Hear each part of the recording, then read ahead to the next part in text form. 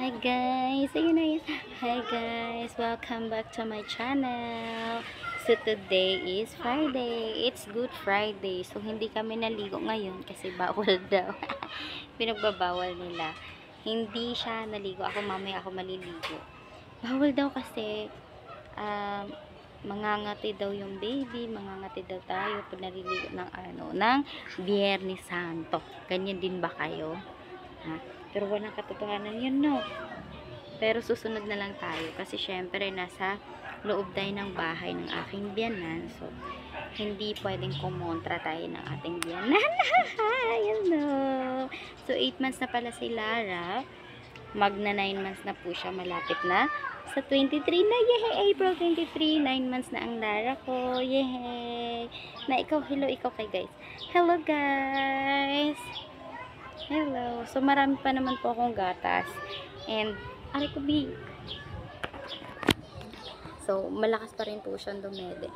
Hindi niya gustong, hindi siya masyadong kumakain ng lugaw kasi naduduwal siya. Mas gusto niya yung kanin. Tapos, pinakapakain ko na siya ng isda, ng chicken, ng kahit ano.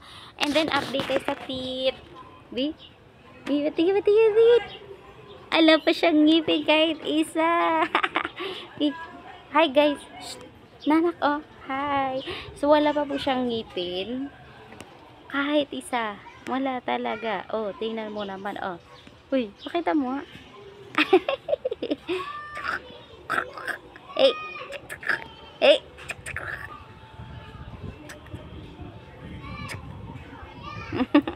Kiss mo, mami. Kiss. Kiss mo muna ako. Dali, kiss. Ay, di ba nakita mo yung gums? Wala talaga kahit isa yan. Yung kuya niya kasi, nag-iipin yun, 1 taon mahigit. So, siguro ito din, 1 taon din siya mahigit. Tapos, yung katawan ko, ang taba ko na ngayon. Gutom ako, lagi akong gutom. Tapos parang nagkukontrol na nga lang ako sa pagkain kasi tataba, lulubo talaga ako, magmukha akong gasol. Kasi 4'8 lang yung height ko. So, sobrang liit talaga. Hello! I-close mo ang ilong, B. I-close ang ilong. Close. I-close ang ilong. Ang cute naman ang love-love na yan. Ay! Ay! Ay! Opo. Kanina pala pinakain ko siya ng lugaw. Tapos naduduwal siya. So, pinakain ko na lang siya ng kanin. Tapos, ulam niya tinapa. Tapos may prito din kaming tilapia. So yun yung pinakain ko din sa kanya. Para kaming kinakain, mas okay pa sa kanya pag kanin. Tapos kontian lang kasi maduduwa siya syempre. Hindi niya pa masyadong yung kanin, di ba? Wala pang ipin. Pero gusto niya ng kanin. Diba, di? O tingnan mo ang niya, yung hikaw niya. Nabili ko sa Shopee.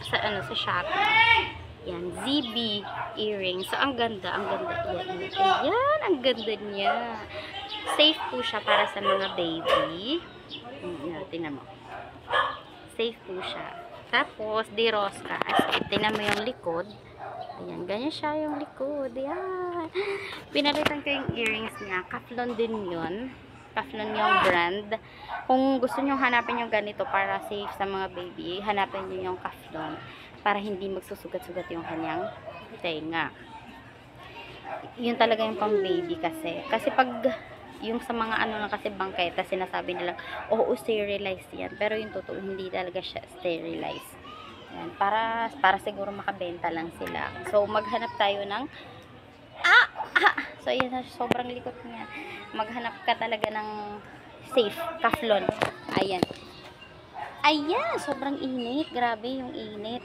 Hindi namin kaya. Kaya, lang siya. Naka-diaper lang. Ayan. Para maibsan yung init. Pero tingnan mo yung ko. Hagardo na ang ina. Sobrang hagardo na. Ay! Clap your hands. Close open mo na ikaw. Close open. Marunong na din pala siya mag-kiss. Pag sinabi ko kiss, kinikiss niya ako. Kiss mo nga ako, love. Kiss mo nga ako, love. Sige na, kiss. Ngayon wala siya sa mood, so ayaw niya. Wala tayong slippers eh. Ay, hello guys. Tapos yung first ano niya, yung first word niya is mama. Tapos narinig na rin siya magpapa. Papa, mama? Mama? Papa? Mama?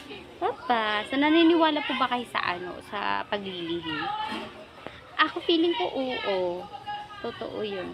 Kasi paglilihi is craving lang naman na, 'di ba? In English, nagke-crave tayo. So dito pala nung buntis ako sa kanya, ayoko makita yung kulay black, kulay brown, kulay blue. Yung hate ko talaga black and brown. Gusto ko white lang. Lahat ng kakainin ko white lang kasi nagsusuka ako. Biruin mo yung 46 na timbang ko, naging 39 ako. Tapos hydrated na. Ay, ano ba yan? Dehydrated na, sorry. Dehydrated na ako kasi hindi ako kumakain, hindi ako umiinom. Hindi ako kasi kaya dahil sa sobrang hirap. Ang hirap na hirap ako sa pagbubuntis. So, hindi po madaling magbuntis. So, depende na lang. Yung iba kasi parang wala lang, okay lang. Ako hirap na hirap ako. Dun sa isa kong anak, hindi naman siya masyado. Dun sa lalaki. Pero dito talaga, hirap na hirap ako. Sobra. Tapos sa dextrose ako, gamot kasi delikado na daw ako, pati yung baby.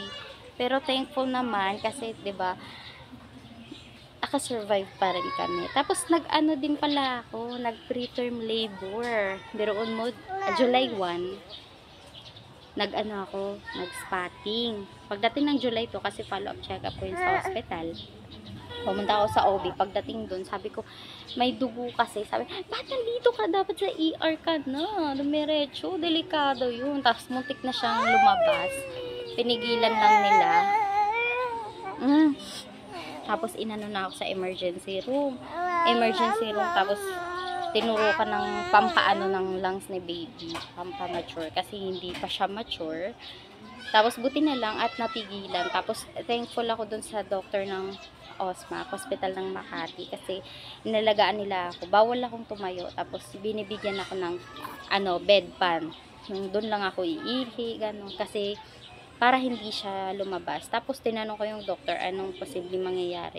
Ano daw, magkakaroon siya ng pneumonia, maraming komplikasyon. Tapos 'di ba, lalagyan ng tubo sa 'di ba, yung baby, tapos lalagyan ng tubo. Sobrang nakakaiyak talaga. So, thankful naman pagdating ng July 23, doon ako nanganak at sakto siya sa edad. So, kailangan talaga natin pagkabuntis tayo, pag-pray natin na safety tayo, safety si baby, lalabas ng normal, lalabas ng sakto sa edad, hindi kulang-kulang, para hindi tayo magkakaproblema. So, thankful po kay God. Salamat po talaga. At nandyan po siya palagi para sa atin. Bye guys, please like and subscribe. Bye bye. Bye bye. Bye bye. Bye bye muna. Bye. Uy. Bye bye. Bye. Uy. Hindi na mamansin. I-close ang ilong. Bye. Uy. Bye. Ang cute-cute naman ng love-love ko. Bye-bye. So, ito pala, gustong-gusto ko talaga magkaroon ng memories. Kasi hindi man ako sikat, hindi tayo sisikat. At least may mababalikan. Ay, kaya i-upload ko to. Yehey!